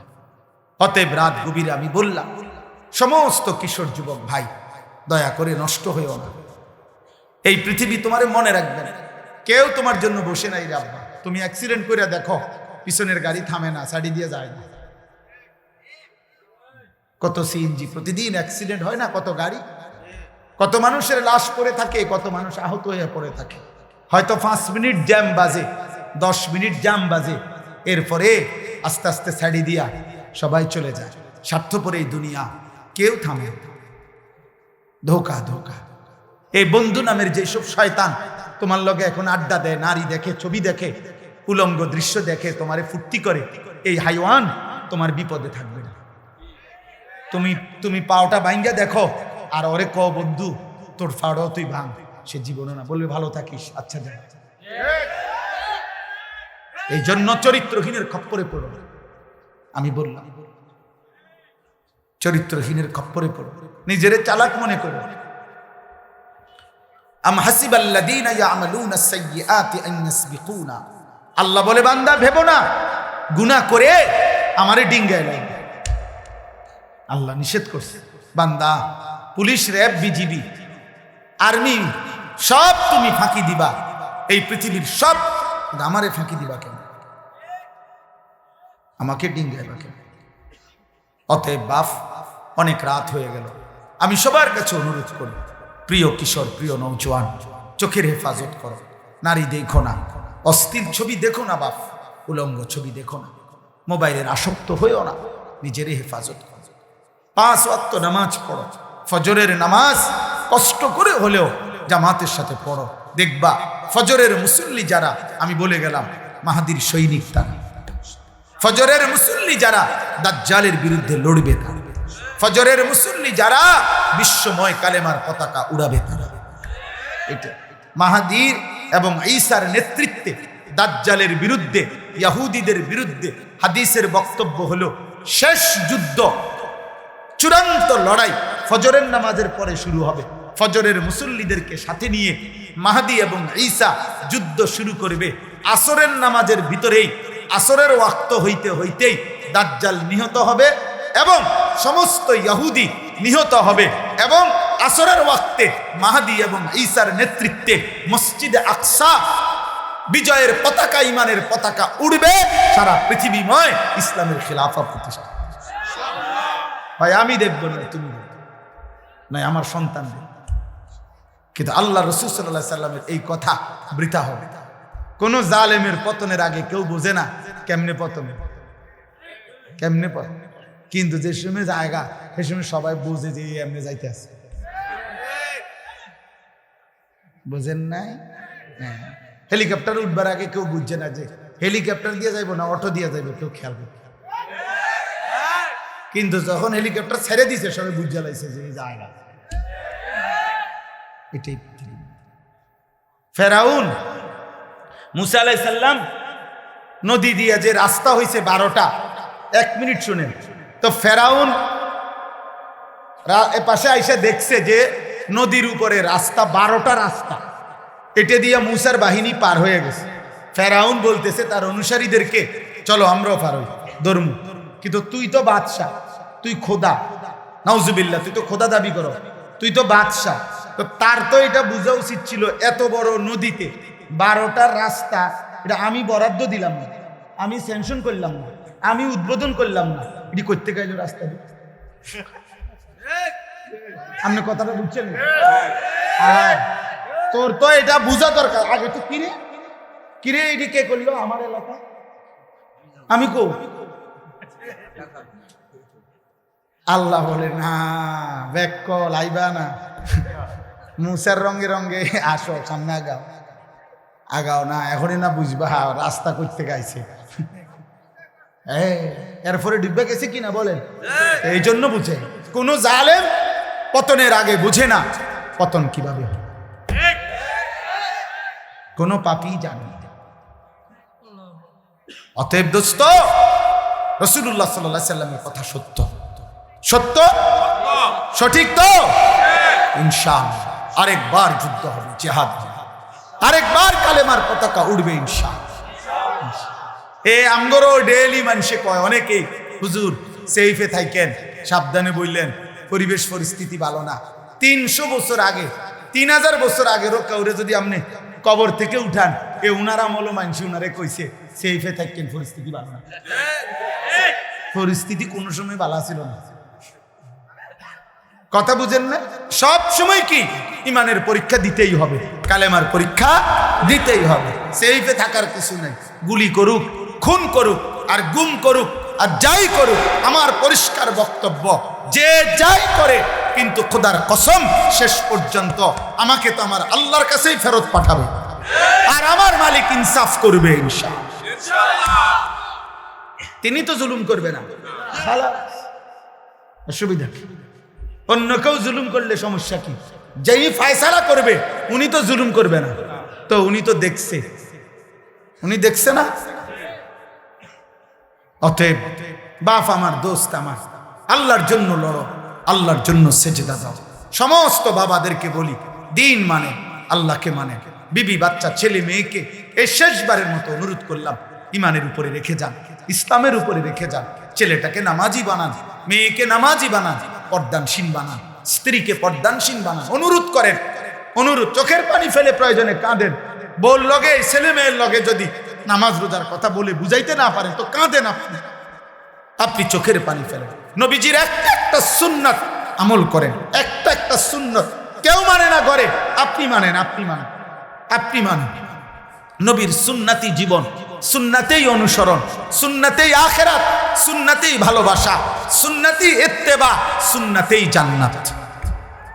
আমি প্রতিদিন এই কিতাব বিক্রি করি আমার গাড়িতে, সাদা গাড়িতে। তালিমুস সুন্নাহ, আমাদের নবী সাল্লাল্লাহু আলাইহি সাল্লামের জীবনের সমস্ত সুন্নাত প্রায় 600 পৃষ্ঠা ব্যাপী এই কিতাবের মধ্যে বাংলায় আছে। বাংলাদেশের একজন বড় বুজুর্গ, ঢাকা গাজীপুরের অধ্যক্ষ মিজানুর রহমান চৌধুরী, অনেক বড় আল্লাহওয়ালা বুজুর্গ, আলেম, জ্ঞানী, উনি অনেক আলেমদের সমন্বয়ে নবীজির জীবনের ছোট বড় সমস্ত সুন্নাত একেবারে দলিল সহ এই কিতাবের মধ্যে উল্লেখ করছেন। 400 আখলাক। আল্লাহুম্মা সাল্লি আলা মুহাম্মাদিন ওয়া আলা আলি মুহাম্মাদ কামা সাল্লাইতা আলা ইব্রাহিম ওয়া আলা আলি ইব্রাহিম ইন্নাকা হামিদুম মাজিদ। আল্লাহুম্মা বারিক আলা মুহাম্মাদিন ওয়া আলা আলি মুহাম্মাদ কামা বারাকতা আলা ইব্রাহিম ওয়া আলা আলি ইব্রাহিম ইন্নাকা হামিদুম মাজিদ। সুবহানাকা লা ইলমা লানা ইল্লা মা আল্লামতানা ইন্নাকা আনতাল আলিমুল হাকীম। আলহামদুলিল্লাহ, আল্লাহ পাক রব্বুল ইজ্জত যুল জালাল ওয়াল ইকরামের ফজল করম, রব্বুল আলামিনের অপরিসীম ইহসান, মেহেরবানি, দয়া, আল্লাহ তাআলা আমাদেরকে আজ 27 ডিসেম্বর 2025 রোজ শনিবার কুমিল্লা জেলা তিতাস উপজেলাধীন দড়িকান্দি মুন্সিবাড়ি ওলিয়ে কামেল মুন্সি আহমদ হুসাইন খলিফা রাহিমাহুল্লাহ তাআলা তার স্মরণে আজকের এই 49তম বার্ষিক তাফসীরুল কোরআন মাহফিল। আল্লাহ তাআলা আমাদেরকে আসবার, বসবার, আল্লাহর জন্যই জমা হওয়ার তৌফিক দান করেছেন, এজন্য সকলেই বলি আলহামদুলিল্লাহ। সবার কাছে আমার দুইটা কথা। প্রথম কথা হলো, মোবাইল হাতে ধরে ভিডিও বা রেকর্ড করা যাবে না। উপরে নিচে স্টেজে হুজুর, পাবলিক সবার জন্য এক আদেশ। এটা অনুরোধ না, এটা আমার আদেশ। এজন্য নওজোয়ান ছেলেরা বাবা দয়া করে, একটা ছেলেও চালাকি করে কৌশল করেও মোবাইল হাতে ধরে ভিডিও বা রেকর্ড করবা। তুমি আমার কথাটা 1 ঘন্টার জন্য, আমি তোমার কাছে নওজোয়ান ভাই 1 ঘন্টার সময় আল্লাহর জন্য, কোরআনের জন্য চাইলাম। 1 ঘন্টা সময় দয়া করে এই 1 ঘন্টা সময় মনোযোগ দিয়ে, কষ্ট হলেও আমাদের চেহারার দিকে তাকায়া আল্লাহর কথা শুনলে বরকত হবে। প্রত্যেকের, একজনও মোবাইল হাতে ধরে ব্যস্ত হবেন না।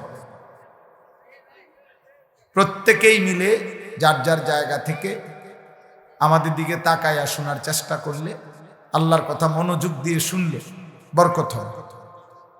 দেখেন, অনেক মানুষ জমলো, চিল্লাচিল্লি হইল, হাঙ্গামা হইল, বুট বাদাম বিক্রি হইল, চটপটি বিক্রি হইল,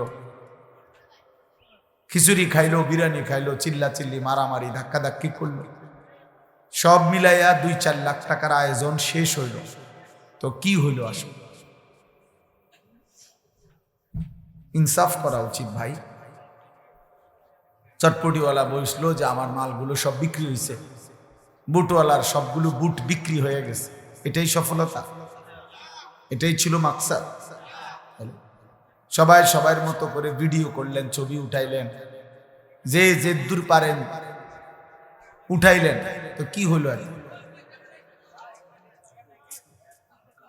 এই জন্য প্রত্যেকে মূলত আল্লাহর কথা যদি কেউ মনোযোগ দিয়ে না শুনে, চুপ না থাকে, রহমত বরকত হয় না, ফায়দা হয় না। কোরআনুল কারীমের মধ্যে আল্লাহ তাআলা বলছেন, ওয়া ইযা কুরিআল কুরআনু ফাসতামিউ লাহু ওয়া আনসিতু লাআল্লাকুম তুরহামুন। আল্লাহ তাআলা বলেন, যখন আমার কোরআন পড়া হয়, বলা হয়, তোমাদের সামনে শোনানো হয়, তখন তোমরা দুইটা কাজ করো, দুইটা আদেশ। এক, মনোযোগ দিয়ে শোনো। দুই, চুপ থাকো। এটা আল্লাহর আদেশ যে মনোযোগ দিয়ে শোনো এবং চুপ থাকো। লাআল্লাকুম তুরহামুন। আল্লাহ তাআলা বলেন, যদি মনোযোগ দিয়ে শোনো এবং চুপ থাকো, অবশ্যই তোমাদের উপরে রহমত বর্ষিত হবে। তাফসীরের মধ্যে আছে রুহুল মাআনিতে, রহমত বর্ষিত হবে মানে কি? মানে হলো আল্লাহর কথা কেউ যদি মনোযোগ দিয়ে শুনে, চুপ থাকে, তো আল্লাহ তাআলা তাকে রহমত দেয়। মানে হলো আল্লাহর কথা মানার তৌফিক দেয়, গ্রহণ করার তৌফিক। এজন্য নবী সাল্লাল্লাহু আলাইহি সাল্লামের জামানায় এই মূর্তি পূজক মুশরিকরা,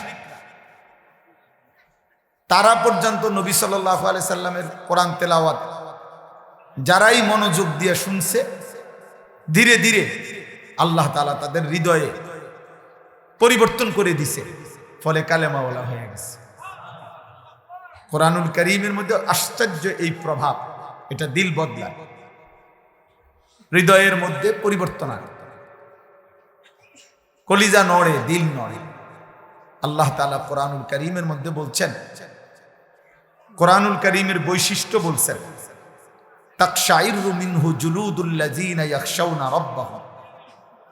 আরে ভাই, কথা বলো কেন তোমরা?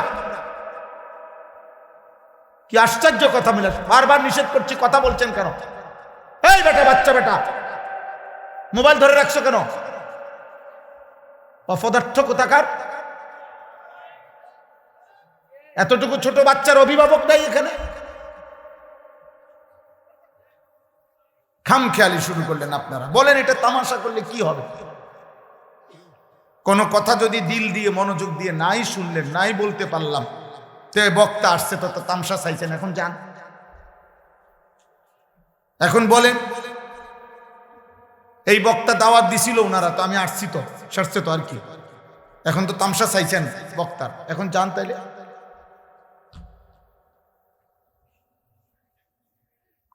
আল্লাহর কথা শোনা দরকার ভাই। এই সবাই মিলে আমরা এক ধরনের প্রদর্শনমুখী হয়ে গেছে। সবাই ভাবি যে কারে আনলে লোক হইব। হ্যাঁ, তো লোক হয়েছে, তো এখন তো কি হয়েছে? এখন আমার কবর রাজাব মা, আপনাদের কবর রাজাব মা, মাহফিলওয়ালাদের কবর রাজাব মা, তো কি করবেন এটা দিয়ে? কোন বক্তার জনপ্রিয়তা দিয়ে আপনি কি করবেন? আমারে মনে করেন 1 কোটি মানুষ চিনে, তো আমনের কি? আমারে না চিনে তো আমনের কি? কথা বলেন, আমার কি? আমার নিজের ফায়দা কি? কোরআনুল কারীমের মধ্যে আছে, আল্লাহ তাআলা বলেন, আকুল্লুহুম আতিহি ইয়াউমাল কিয়ামাতি ফারদা। কিয়ামতের দিন আল্লাহ তাআলার সামনে সকলকেই আসতে হবে। আল্লাহ তাআলা বলছে ফারদান, একজন একজন। তাহলে আমি জনপ্রিয়তা দিয়া যে ওই আমার ফুলান্ডি ডাক, আমি এখন আল্লাহর কাছে যাইতেছি হিসাব দিতে, এ কথা বললে হবে? তো তাইলে বলবেন কি? এই জন্য বাপ, এটা জরুরি বিষয়। আল্লাহর কথা যদি মনোযোগ দিয়ে নাই শুনে, তো শুধু শুধু এই কষ্ট, এই রাত জাগা, রাত অনেক হয়েছে, বাইরে প্রচন্ড ঠান্ডা, কুয়াশা, শীত, এর ভিতরেও আলহামদুলিল্লাহ আপনারা এই পরিমাণ মানুষ এবং কিশোর ভাই, নওজোয়ান, তোমরা আসছো আব্বা, এত মুবারক, ভালো কথা। কিন্তু এবার তো আল্লাহর কথা বলতে দাও, শুনতে দাও, তাইলে ফায়দা হয়। একটা মাহফিলের আয়োজনের মধ্যে অনেক কষ্ট আছে। কারো 10 টাকা, কারো 2 টাকা আছে, কারো 50 টাকা, কারো 100 টাকা। এই 10 টাকা 50 টাকা জমা কেউ হয়তো বলছে যে আচ্ছা যায় না, আইয়েন আর রবিবারে আইয়েন, কেউ কইছে সোমবারে আইয়েন, ফিরাই দিছে, বেচারা হয়তো আবার গেছে।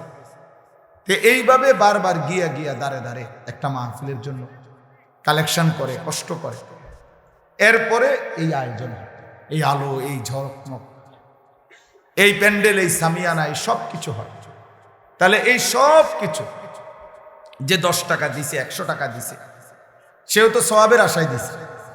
তো এর মানে যদি এই কষ্টের এই আয়োজন, ভালোবাসার এই আয়োজনের মাকসাদ কিছু বুট বাদাম বিক্রি হইলো, কিছু চিল্লাচিল্লি হইলো, 2-4 জন পরিচিত বক্তা, এখন যাদের ওয়াজ অনেকে শুনে মনে করেন এরকম, তো ওনারা আসলো, হাঙ্গামা হইলো, চিল্লাচিল্লি হইলো, সকালবেলা সবাই মিলে শুধু এতটুকু আলোচনা হইল যে হ্যাঁ লোক হইছে, খালাস, শেষ তো না। এই অর্জন, এই মাহফিলের অর্জন হয়ে গেল, এটা সফলতা হয়ে গেল। তো বলে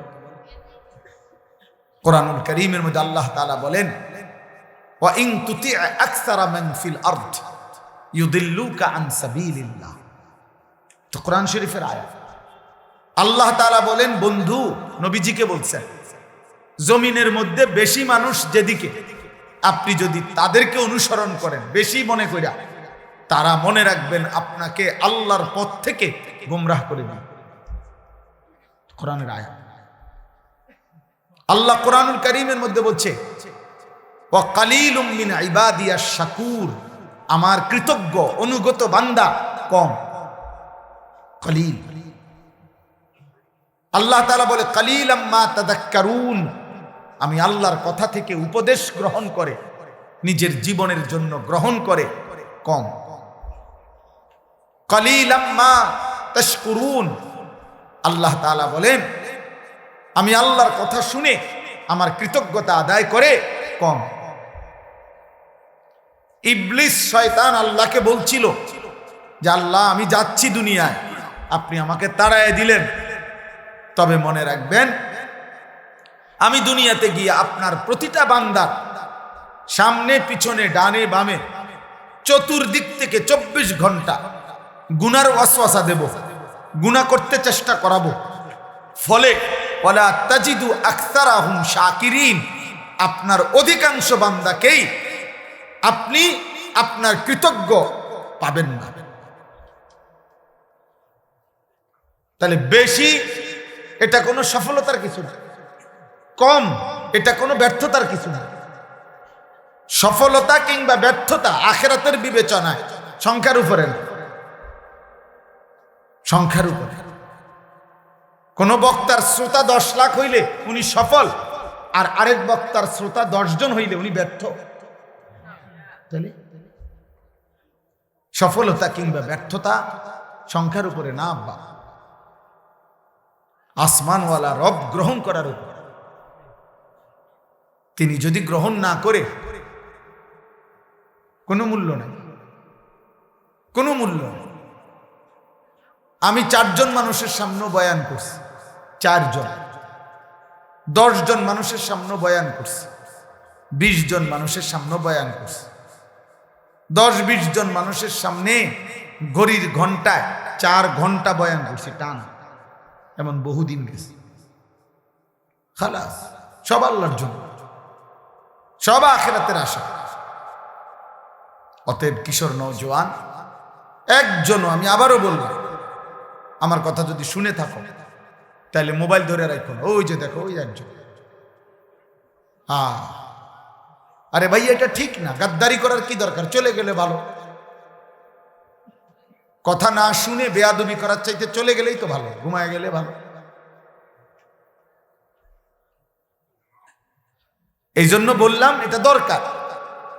আমাদের মূল কোরআনুল কারীম আমি এখনই আপনাদেরকে শুনাইতেছি, প্রথম যে আয়াতটা পড়ছি শোনাচ্ছি। কিন্তু আমার প্রথম কথা হলো, আমরা প্রত্যেকে আজকের জন্য বলতেছি না, ছোট বড় যে কোনো মাহফিলে, জুমার নামাজের বয়ানে, ওলামায়ে কেরামের নসিহত সর্বদাই মনোযোগ দিয়ে শোনা উচিত। এখানে খ্যাতির কিছু নাই। আপনার মসজিদের ইমামরে সারা বাংলাদেশের মানুষ চিনে না, এই জন্য আপনি শুনেন না। আমাদের মসজিদের ইমামরে সারা বাংলাদেশের মানুষ চিনার কি দরকার? সারা বাংলাদেশে আর ইমাম নাই তো আমাদের হুজুরে সবাই চিনতে কেন? বাহি হুজুরে কি সিরে সবাই তো বইয়ে বইয়া কথা বলেন না কেন? বাকিরা কি করতে পারে? হ্যাঁ, তো আমাদের হুজুরে সবাই চিনতে, এটা একটা বেহুদা কথা না? এটা কি দরকার? আমার আখেরাতে না দরকার, আমার কবরের মাফে না দরকার। ফামান যুহজিহা আনিন নার ওয়া উদখিলাল জান্নাহ ফাকাদ ফাজ। আল্লাহ তাআলা কোরআনুল কারীমের মধ্যে বলছে, কিয়ামতের দিন যাকে জাহান্নাম থেকে মুক্তি দেয়া হবে, জান্নাতে প্রবেশ করানো হবে, সেই কেবল সফল হলো, সেই কামিয়াব। দোস্ত মনে রাখবেন, আমার শায়েখ আল্লামা মুফতি মুশতাকুন নবী কাসেমী হুজুর বলছে, আমার এই সেদিনও সিলেট মাহফিলের দুপুরে খাইতে বৈশা বলতো, মাওলানা আমরা যেদিন মৃত্যুবরণ করব, মৃত্যু পর্যন্ত যদি আল্লাহর কথা আমরা বলতে থাকি, ওয়াজ নসিহত করতে থাকি, তারপরেও আমাদের মৃত্যু পর্যন্ত এই পৃথিবীতে ইমানদারও থাকবে, নাফরমানও থাকবে, অনুগতও থাকবে, বাটফার সিটারও থাকবে। বলে আর না, আমরা যদি আর কষ্ট মষ্ট করে আর 6টা মাস ঠিক মতো ওয়াজটা করে যাইতে পারি, মানুষ সব দিনদার হইয়া জোনায়েদ বাগদাদি হয়ে যাবে, এরকম বলে। তাইলে পৃথিবীতে আলো অন্ধকার, ইমানদার নাফরমান, অনুগত অবাধ্য, জালেম মজলুম থাকবেই, এই পাপী থাকবেই, নেককারও থাকবেই, সেজদাওয়ালাও থাকবে, সেজদা ছাড়াও থাকবে। কিন্তু আমি মরে গেলে যদি আমার কবর ক্ষতিগ্রস্ত হয়, আখিরাত ক্ষতিগ্রস্ত হয়, সেটা শুধরাবো কি? আমার মৃত্যুর পরে হইতে পারে এই লোক আমার পরবর্তী কারো কথায় হয়তো বদলায় গেছে, কিন্তু আমার যদি আখিরাত নষ্ট হয়, আমার যদি কবরের সামান না হয়, আমার যদি পরকাল সুন্দর না হয়,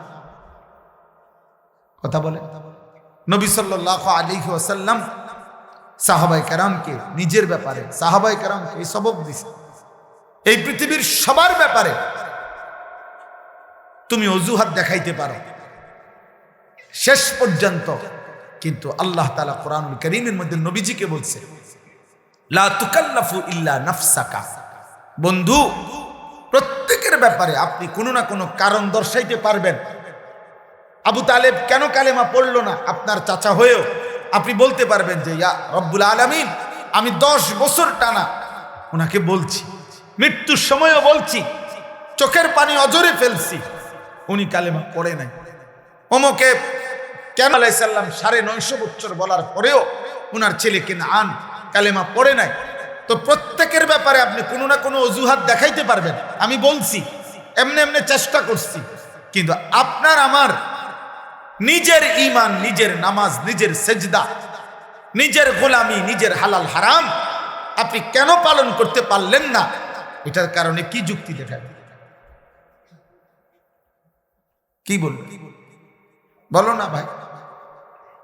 আমার ভাই, তোমরা যারা আজকে নামাজ পড়ো নাই এক ওয়াক্ত, তুমি কি বলবা?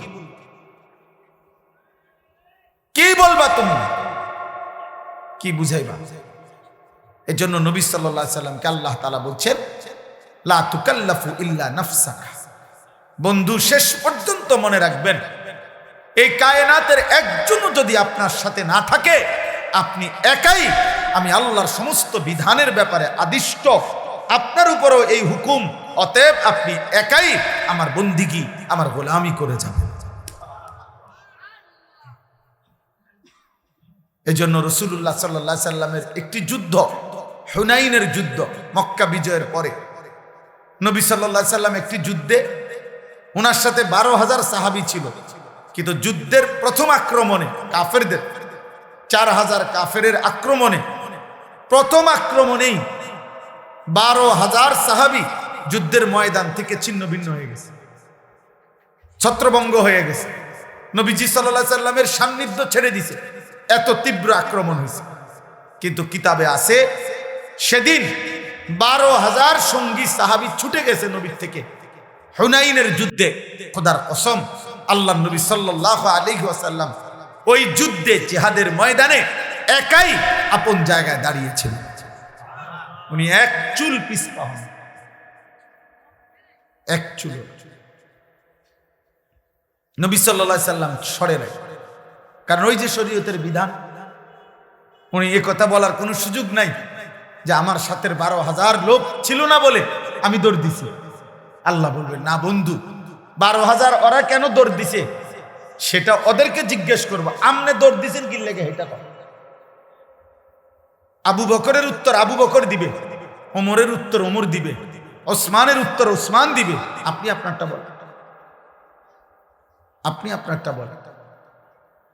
এই জন্য দোস্ত, কোরআনুল কারীমের মধ্যে অসংখ্য কথা আছে যে কথাগুলো রাসূলুল্লাহ সাল্লাল্লাহু আলাইহি সাল্লামকে এক বচনের শব্দ দিয়ে আল্লাহ সরাসরি উনাকে লক্ষ্য করে বলছে, অথচ নবী সাল্লাল্লাহু আলাইহি ওয়াসাল্লাম মাসুম, নিষ্পাপ। এক বিন্দু, এক জাররা, এক ঘুণাক্ষরেও আল্লাহর মর্জির খেলাফ কিছু তিনি করতেই পারেন না, করেনই নাই জীবনের কোনো সেকেন্ড। কিন্তু এরপরও আল্লাহ তাআলা শুধু নবীজিকে লক্ষ্য করে অনেক কথা বলছেন কোরআনে। ফাকাতিল ফি সাবিলিল্লাহ, এই এক বচনের সময় আপনি একাই আল্লাহর পথে যুদ্ধ করেন। নবীজিকে আল্লাহ বলছে লা ইন আশরাকতা লা ইয়াহবাতান্না আমালুক। নবীজিকে বলছে বন্ধু, আপনি যদি শিরিক করেন আমি আপনার পুরা জিন্দেগীর সমস্ত আমল একসাথে নষ্ট করে দেব। নবীজিকে বলছে ওয়ালা তাজআল মা'আল্লাহি ইলাহান আখার। নবীজিকে বলছে সাবধান, আমি আল্লাহর সাথে কাউকে মিলাবেন না, শিরিক করবেন না। আপনাকে বলছি নবী, ফাতুলকা ফি জাহান্নামা মালুমান মাদহুরা।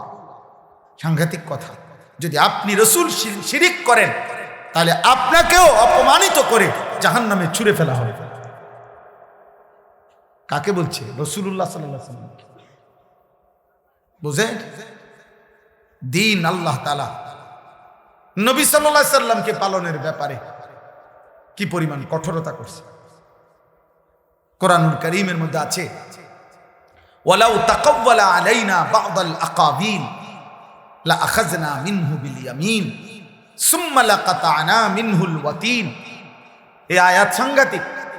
তাফসীরের মধ্যে আছে এই আয়াত যখন নাজিল হইছে নবীজি কাঁপছে, কাঁপা উঠছে নবীজি। আল্লাহ বলছে বন্ধু আপনাকে বলছি, আপনি আমার শ্রেষ্ঠতম রাসূল, মাহবুব আমার, আপনি যদি আমি আল্লাহর নামে একটা কথা সামান্য বাজ মানে কিছু সামান্য কথাও যদি বানিয়ে বলেন, আমি বলি নাই, আপনি আমার নামে চালাই দিলেন, আমি আল্লাহ বলি নাই, এমন সামান্য কথাও যদি আপনি বলেন, আল্লাহ তাআলা বলছেন আমি আপনার ডান হাত এভাবে টেনে ধরবো, ডান হাত টানলে মাথা আসবে আর আপনার কল্লাটা আপনার শরীর থেকে আলাদা করে দেবে। আপনি পড়ে দেখেন তাৎপর্য। নবীকে বলছি আমি আপনার হাত টেনে ধরবো এবং আপনার গর্দান আপনার দেহ থেকে আলাদা করে দেব। কি অর্থ এটা? কাকে বলছে বুঝছেন? এটা তা আমাদের হালাত কি? কোরআনুল কারীমের মধ্যে আছে নবীজি সাল্লাল্লাহু আলাইহি সাল্লাম জীবনে একবার একজন অন্ধ সাহাবী নবীজির কাছ থেকে দিন শিখতে আসছে। নবীজি তখন মক্কার কুরাইশ কাফেরদেরকে দাওয়াত দিচ্ছিলেন। নবীজি ওনার দিকে তাকাইয়া ভাবছেন ও তো আমার পক্ষেরই লোক, আমার সাহাবী, তাকে আমি পরে বলি।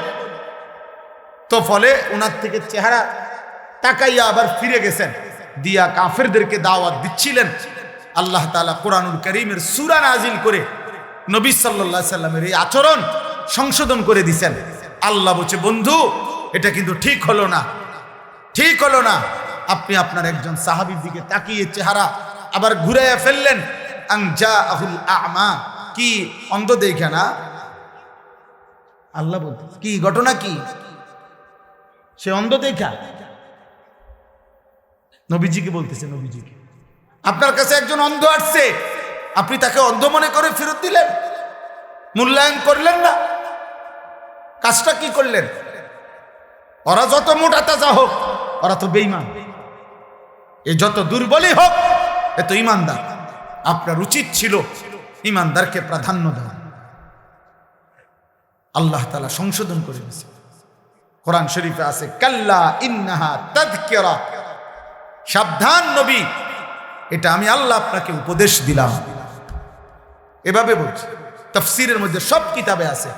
এই অন্ধ সাহাবীকে এরপরে নবী সাল্লাল্লাহু আলাইহি সাল্লাম যখনই দেখতেন আসতেছে, হযরত আব্দুল্লাহ ইবনে উম্মে মাকতুম রাদিয়াল্লাহু তাআলা আনহু, উনারে দূরে থাকতেই নবীজি সাল্লাল্লাহু আলাইহি সাল্লাম আগের থেকে কথা বলতেন, মারহাবান, আহলান সাহলান, স্বাগতম, তুমি আসো। আগে তোমার কথা, পরে অন্য কথা, তোমার কথা কর, এইভাবে বলতেন।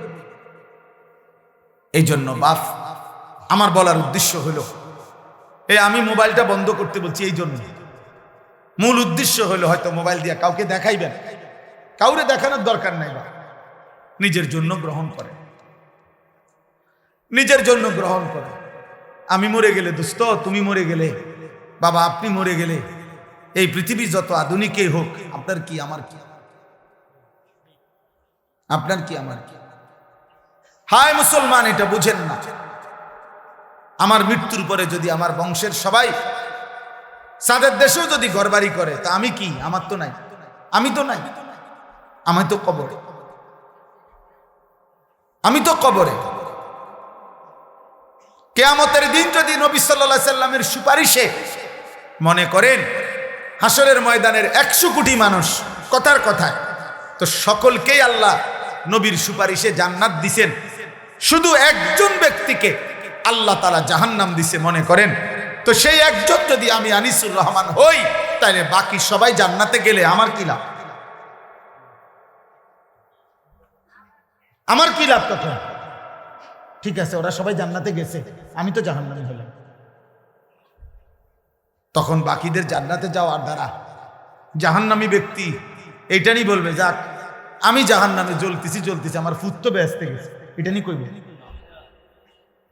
আমি জাহান্নামী হইলে আমার কি, যাক আমার বউ তো জান্নাতে গেছে, এটা নিয়ে বলবে, বরং আফসুস করবে, আফসুস,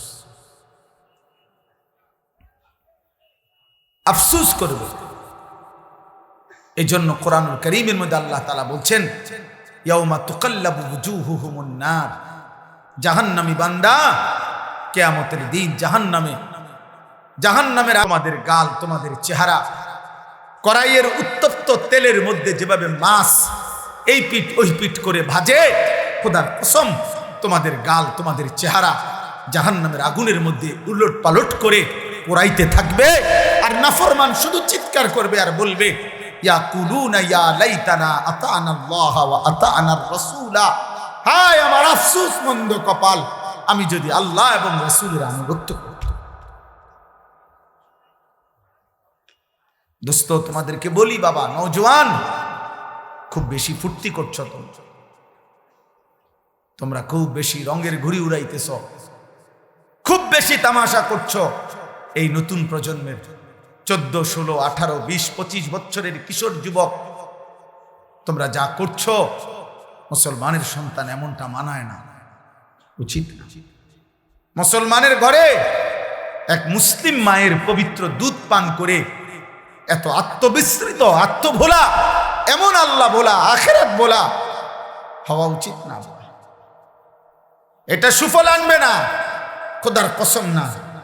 আখিরাত তো নাই, দুনিয়ার মধ্যেও আমি বললাম পরিষ্কার, এই অব্যাহত নারী ছবি, জিনা, ব্যভিচার, মোবাইলের অস্থির দৃশ্য দেখা, উলঙ্গ নাচ গান দেখা, এক ওয়াক্ত নামাজ না পড়া নাফরমান আগামীর পৃথিবী তোদের জন্য কল্যাণ আনবে না।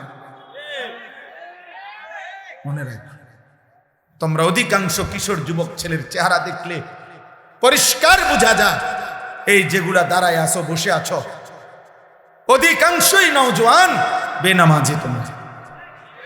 তোমাদের চেহারার মধ্যে নামাজের কোনো চিহ্ন নেই। বেনামাজি, বেয়াদব, বেনামাজি, বেয়াদব। আসমানের নিচে জমিনের উপরে বেনামাজির চাইতে নিকৃষ্ট কোনো বেয়াদব আর কেউ। যার কপালে সেজদা নাই, সে পৃথিবীর যেই কোনো নিকৃষ্ট জানোয়ারের চাইতেও নিকৃষ্ট। জানোয়ার এই জন্য সেজদা দেয় না, কারণ কোন জানোয়ারের উপরে সেজদার হুকুম নাই, মানুষ নামের এই জানোয়ারকে আল্লাহ সেজদা দিতে বলছে, অথচ সে সেজদা দেয় না। এই জন্য এইটা জানোয়ারের চাইতে নিকৃষ্ট। কুত্তা এই জন্য সেজদা দেয় না, কুত্তার উপরে সেজদার বিধান নাই। শূকর এই জন্য সেজদা দেয় না, শূকরের উপরে সেজদার বিধান নাই। ছাগল গরু এই জন্য সেজদা দেয় না, তাদেরকে আল্লাহ সেজদা দিতে বলে নাই। আল্লাহ তোমারে বলছে, তোমারে বলছে বাপ। এজন্য আসমানের নিচে জমিনের উপরে আল্লাহর কোরআনে আল্লাহ বলছে, ফাখালাফা মিন বাদিহিম খালফুন, সর্বনিকৃষ্ট মানুষ, কোরআন শরীফের আয়াত, সবচেয়ে নিকৃষ্ট মানুষ আল্লাহ বলছে কারা? আল্লাহ বলছে আদাউস সালাহ, এক যারা তাদের নামাজ নষ্ট করে, দুই ওয়াত্তাবাউস শাহওয়াত, যারা তাদের শাহওয়াত মনের হারাম চাহিদা, কুবাসনা, মনের চাহিদা শুধু পূরণ করে, আল্লাহর বিধান, রসুলের বিধান, হালাল হারামের বিধান কোনো পরোয়া করে না। খোদার কসম আল্লাহ বলছে তারা সর্বনিকৃষ্ট প্রজন্ম, ওরা নিকৃষ্ট নিকৃষ্ট নিকৃষ্ট নিকৃষ্ট। অতএব বেনামাজি ছেলেরা, তোমরা যারা আজকে সারা দিনে এক ওয়াক্ত নামাজ পড়ো নাই, নাফরমান, তুমি চলে গেলে ভালো হয়। যাও এখান থেকে, সরো, যাও বেটা নাফরমান, চলে যা বেটা। তোর মতো নাফরমানের ভালোবাসা দিয়ে আমি কি করবো? আমি কি ভোটে দাঁড়াইছি বেটা? আমি কি ভোটে প্রার্থী? আমি কি নির্বাচনের গণসংযোগে আসছি বেটা? তামাশা দেখা কি করবা? হুজুরের কি করবা? মুসলমানের ঘরে এমন নিকৃষ্ট সন্তান কেমনে হইলা? 365 দিনে, খোদার এক বছরে কোনোদিন ফজরের নামাজ পড়লা না, এত বড় জানোয়ার কেমনে হইলা? এত বড় জানোয়ার হইলা কেমনে? তোর মা তোকে দুধ পান করায় নাই? তোর মা তোকে আল্লাহ চিনায় নাই? তোর বাপ তোকে বলে নাই? তোর মক্তবের হুজুর তোকে বলে নাই? তোদের গ্রামের মসজিদে আজান হয় না? তোদের পাড়ায় মহল্লায় তোর সামনে আর কেউ নামাজ পড়ে না নাফরমান? তুই মুসলমানের ঘরে ঘুমাস না বেটা? তোর কোনো অভিভাবক নাই বেটা? হ্যাঁ, সিনেমার ওই নর্তকী তোর অভিভাবক বেটা? মোবাইলের ওই উলঙ্গ নারী, ফুটবলের খেলোয়াড়, ক্রিকেটের খেলোয়াড়, ইউরোপ আমেরিকার কোনো বেঈমান? বলো আব্বা, জন্ম মুসলমানের ঘরে, চুল রাখলা কেন বেঈমানের মতো করে? তোর আব্বা ভুলে গেলি কেন বেটা? এই না ফরমান, বাপ ভুলে গেলে তার পরিচয় থাকেনি বেটা। বল বেটা, একটা ছেলে বল, এই চুল কার মতো রাখছ বেটা? মাথা নোয়া এলে কি হবে বেটা? মুসলমানের ঘরের জন্ম নিছ কিনা বেটা? দাঁড়ায় বল বেটা। অপদার্থ মুশরিক বেঈমানের মতো, কোন ইহুদি বেঈমান, কোন খ্রিস্টান বেঈমান, কোন মুরতাদ, কোন আল্লাহর দুশমন, কোন বেঈমানের মতো চুল রাইখা মুসলিম পরিচয় দাও কোন লজ্জায়, কোন শরমে বেটা, কোন শরম? ছি ছি ছি ছি। সেজদাবিহীন কপাল যাদের, তোদের কপালে থুতু মারল, থু তোর কপালে, থু তোর কপালে থুতু দিলাম। তুই রবের দুশমন।